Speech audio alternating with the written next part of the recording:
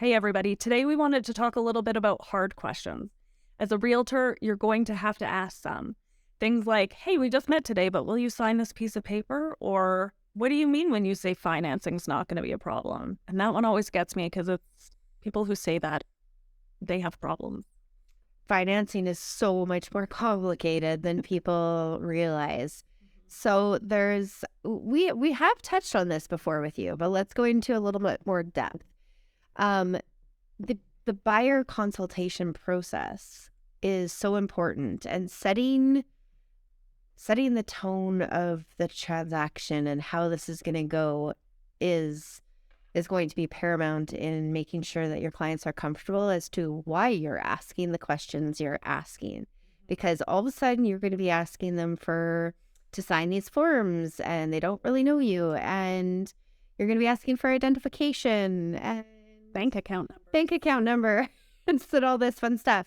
And these are very personal things. I mean, if somebody off the street came to you and said, hey, can I have a copy of your driver's license and a void check? You'd be like, whoa, they're going to steal my identity, right? Yeah. So why do we need these things? And being able to explain why we need those and say it with confidence, you should be able to avoid a lot of problems. That's a big one. There's a big difference between, so the government requires that we disclose to the government what the number of the bank account you drew the deposit money came from. Sounds a lot different from, I don't get it. The government now needs your bank account number, and I wouldn't give it to me either. So if you just want, I'll write down that you weren't willing to share it. And I've actually had some realtors who have said that is absolutely ridiculous. We shouldn't need to ask for that information. And therefore, I'm not going to, and I'm just going to tell them that my client said it wasn't available. I personally have not had any pushback on it. I come from a legal background, so I've been asking clients for this type of personal information for 13 years before I ever got into real estate. So for me, it was very natural. Real estate is a significant transaction. It is highly regulated, and it is subject to some of the highest levels of money laundering activities that there are. So we are the first line of defense against that. And that is part of our job. And I think explaining that to people helps. And this is a trick actually that Jenni taught me a while ago. To quote what the act is, we need this information because under the Money Laundering and Terrorism Act, we're required to get it. Gets you a lot further than, hey, can you just give it to me?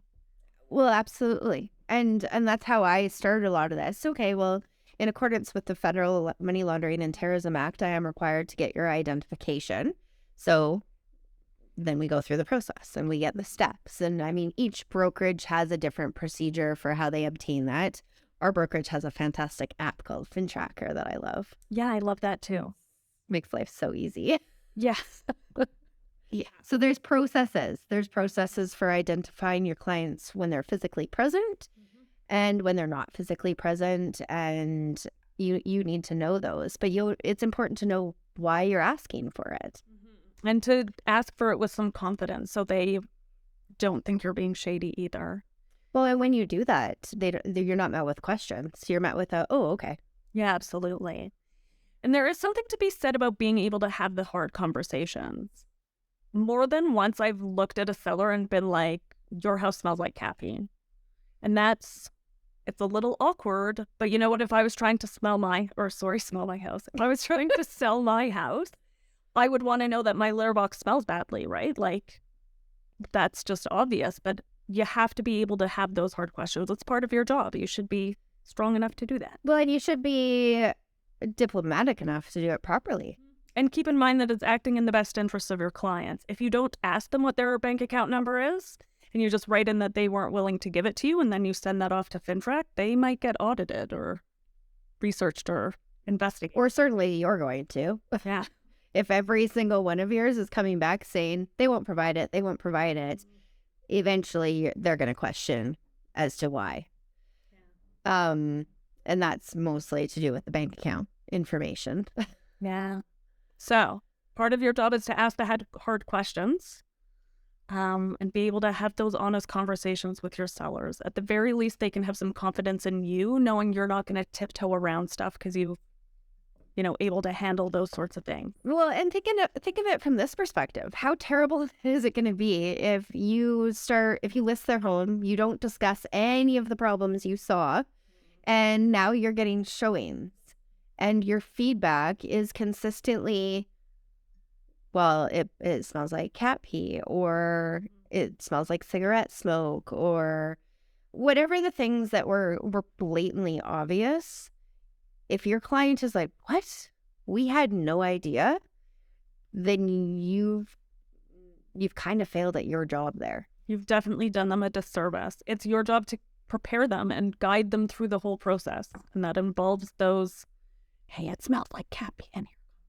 What can we do about it? Yeah. There's solutions. Ooh.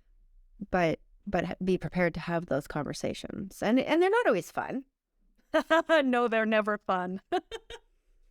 Well, and some people might get offended, but then again, diplomacy will go a long way, because you can have those tough conversations while remaining kind and empathetic. Mm-hmm. Absolutely. So, hopefully that helped you guys out there. Be brave.